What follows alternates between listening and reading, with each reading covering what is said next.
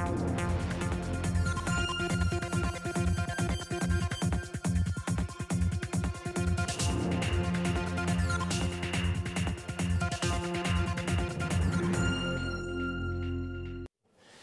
12h45, mesdames, messieurs, bonjour et merci de prendre le rendez-vous de l'information sur BB24. Voici les titres.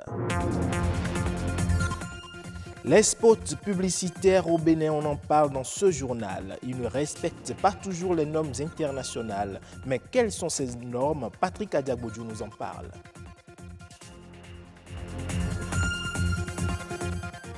Les résidus d'insecticides constituent une menace pour l'écosystème aquatique. Les chercheurs de l'université d'Abomey-Calavi se sont intéressés au sujet.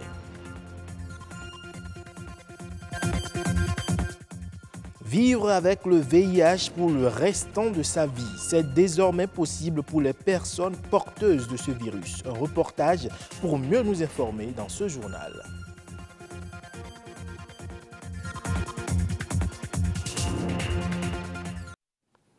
Ils sont présents dans la grille des programmes de télévision. Les spots publicitaires sont parfois accessibles et appréciés de tous. Mais il n'est pas rare de constater que certains spots publicitaires ne respectent ni la durée, ni le fond, encore moins la forme des normes internationales. Quelle est alors la durée d'un spot publicitaire? Réponse dans ce reportage signé Jules Akoyikou et Patrick Adiagbodjou. Ce jeune homme est un monteur professionnel en réalisation des films publicitaires. 2 semaines lui auront suffi pour réaliser un spot de publicité de 35 secondes. 2 semaines parce qu'il y a des normes à respecter, il y a des étapes à respecter, la pré-production, la post, et la production et la post-production. Pré-production, tout ce qui a rapport avant tournage, production, tout ce qui concerne le tournage, et la post-production, tout ce qui a rapport après tournage, tout ce qui permet de mettre les éléments tournés, leur donner une harmonie, un sens pour que le téléspectateur derrière son écran puisse comprendre le message que nous essayons de passer.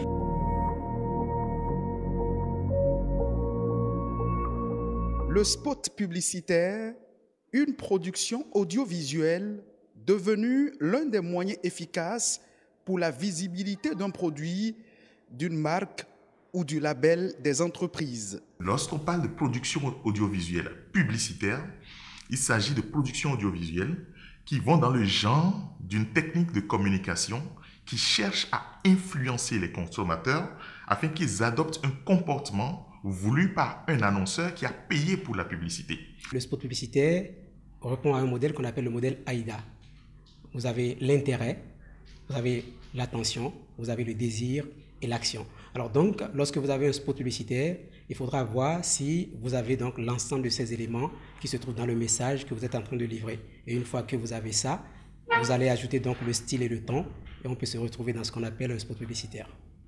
Les spots publicitaires visuels sont destinés à un public cible et obéissent à une durée de 15 secondes selon la norme internationale. En télévision, la durée d'un spot publicitaire peut varier entre 15-20 secondes jusqu'à 1 minute. C'est le format habituel. Les maisons de production ou les agences de communication professionnelles font en sorte de respecter ces normes-là, qui sont suffisantes pour passer un message efficace. La norme déjà, c'est que le spot publicitaire en aucun cas ne dépasse 1 minute. Mais dans les pays européens, dans les pays développés, pour tout dire, vous avez donc des spots dont la durée n'excède guère les 30 secondes. Sur les écrans de télévision locales, les spots de publicité ne seraient pas appréciés de tous. La qualité et parfois le manque de professionnalisme en sont souvent les raisons évoquées. Les spots qui passent sur nos chaînes, généralement, ont l'air ennuyeux parce que les étapes successives, le process n'est pas respecté. Il nous faut d'abord quelqu'un pour écrire un synopsis parce que ça commence à partir de là. Vous avez de jeunes qui veulent tout simplement s'essayer. Donc, ils se sont appropriés l'outil informatique et ils estiment donc que cela est suffisant pour commencer donc à réaliser, à produire donc des messages publicitaires. Et pour l'essentiel, donc, on passe à côté. Si nous avons des productions qui ne respectent pas les normes, c'est en général chez nous parce qu'il manque des professionnels, parce que les gens ne savent pas, parce qu'ils ne connaissent pas forcément le métier. Voilà pourquoi, effectivement, il faut former, il faut informer, et puis il faut de plus en plus avoir des agences professionnelles. Plus besoin de nier l'importance des spots publicitaires dans la visibilité du label des entreprises. Reste maintenant que la publicité sur les chaînes de télévision locales s'adapte aux nouvelles réalités du numérique.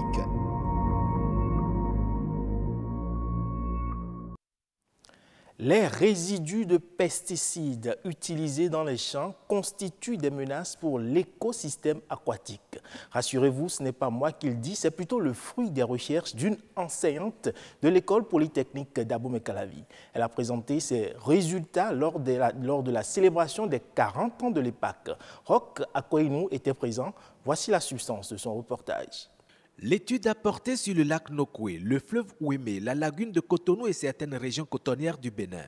Elle a recherché les impacts des résidus de pesticides sur les écosystèmes aquatiques et les résultats interpellent la conscience collective.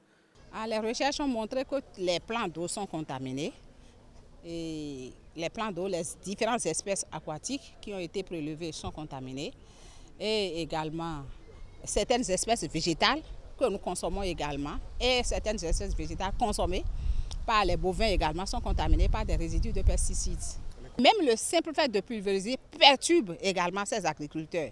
Lorsqu'ils inhalent par exemple ces produits, ça crée beaucoup de perturbations à leur niveau. Les poissons mâles sont féminisés par exemple, et si les poissons mâles sont féminisés et que tout est féminisé dans le milieu, je crois que la production, la reproduction, le taux de poissons dans les plans d'eau vont diminuer. La chercheure, dans son exposé, alerte sur les dangers liés à la consommation de ces espèces contaminées. Il y a des conséquences sur l'homme. La consommation de ces résidus de pesticides, ça agit sur le système nerveux. Ça provoque une perturbation au niveau de la spermatogenèse. Quand il y a une perturbation au niveau de la spermatogenèse, il y a le problème de fertilité qui se pose, aussi bien chez l'homme que chez la femme. Même si l'unité toxique n'est pas encore alarmante dans les poissons prélevés dans ces plans d'eau, il convient toutefois, selon la scientifique, de prendre certaines dispositions. Lorsqu'on consomme le poisson qui est frais, sous l'effet de la chaleur, il y a une bonne partie de ce résidu de pesticides qui va dans la sauce, une bonne partie est dégradée. Mais le reste que nous consommons, le reste va s'accumuler dans nos tissus adipeux. D'accord? Donc c'est pour ça qu'il est conseillé de faire frire le poisson. Comme ça, tous les polluants vont dans l'huile. L'huile ne doit pas être réutilisée. Le poisson qui est fumé, par exemple, permet d'éliminer au moins 50% des résidus de pesticides. Les poissons qui est frit dans l'huile permettent d'éliminer au moins 90% des résidus de pesticides. Mais le poisson qui est consommé frais, ça permet d'éliminer 20 à 25% des résidus de pesticides. L'unité toxique obtenue pour ces différentes espèces n'est pas encore très alarmante. Donc on peut toujours continuer de les consommer, mais je propose qu'avant de les consommer, il faut les faire frire avant de les consommer. Les pesticides, autant elles sont nuisibles à l'environnement, autant elles le sont pour la santé humaine. Être infecté par le VIH n'est plus un verdict de mort. Aujourd'hui, il est désormais possible de vivre avec cette maladie chronique, de travailler au point même de prendre la retraite. La retraite, un mot qui fait généralement penser à un repos bien mérité après de nombreuses années de travail. Suivez ce reportage de Enoch Mpati, Héloïse Winato et de Bénédicte Possou sur les possibilités de vivre avec sa séropositivité.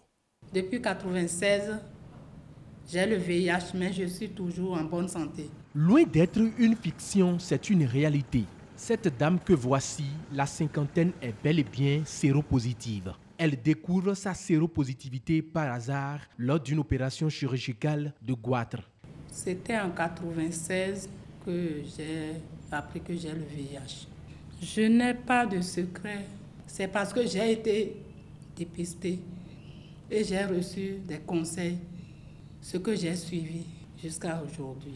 Après 21 ans de cohabitation avec ce virus, dire ou pas sa séropositivité reste une épreuve. Au début, ça a été très difficile parce que c'est moi qui ai su qu'il y avait le VIH. La belle famille a reculé. Même ma famille n'a pas compris. Et mon mari aussi a fait son test, il était positif. Ce qui a fait que les liens se sont resserrés et les deux familles n'ont plus rien compris.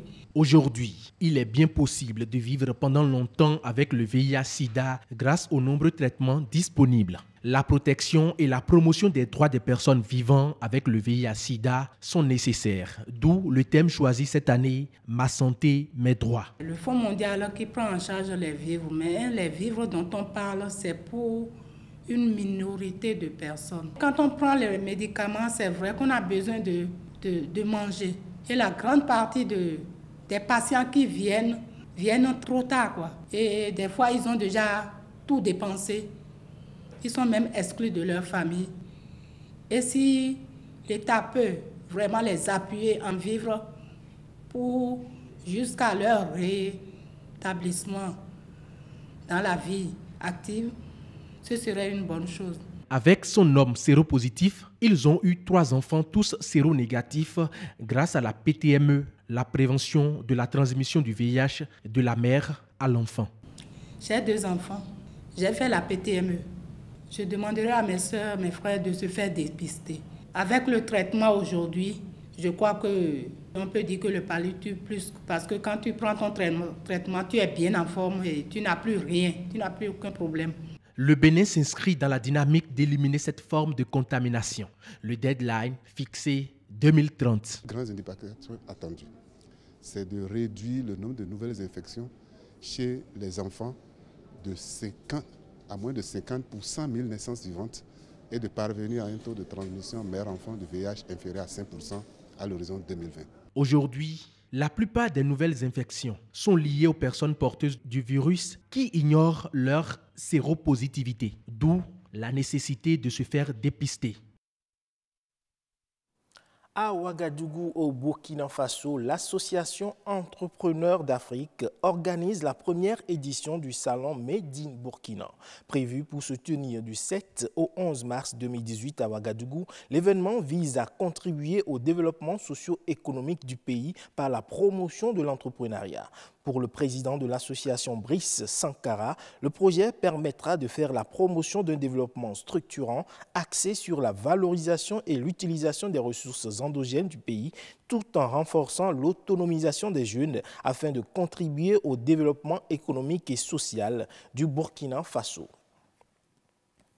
Vers le lancement d'un projet intercommunal de gestion côtière au Sénégal. C'est une initiative de l'ONG Enda Tiers-Monde qui entend mettre l'accent sur la gestion des ordures et la lutte contre l'érosion côtière. L'idée du projet est de mutualiser les moyens des communes ciblées afin qu'elles puissent faire face aux problèmes environnementaux. Ainsi, à terme, ces collectivités locales seront capables de planifier leurs actions environnementales et d'anticiper sur leurs problèmes. Prévu pour être lancé au mois de mars, ce projet intercommunal de gestion côtière concerne certaines communes de la Petite Côte, à savoir Mbour, Sali, Somone, Malekunda et Ngaparou.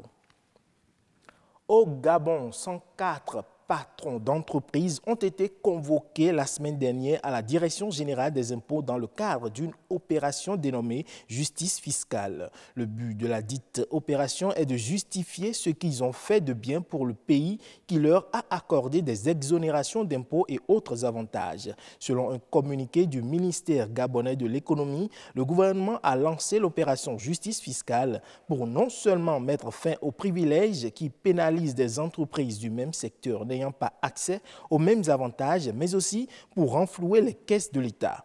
Ainsi, les 104 entreprises ont du 12 au 16 février prochain pour montrer les réalisations effectuées grâce aux avantages fiscaux qui leur ont été accordés. Ce sera tout pour l'édition de cette mi-journée. Merci d'avoir été des nôtres. À bientôt.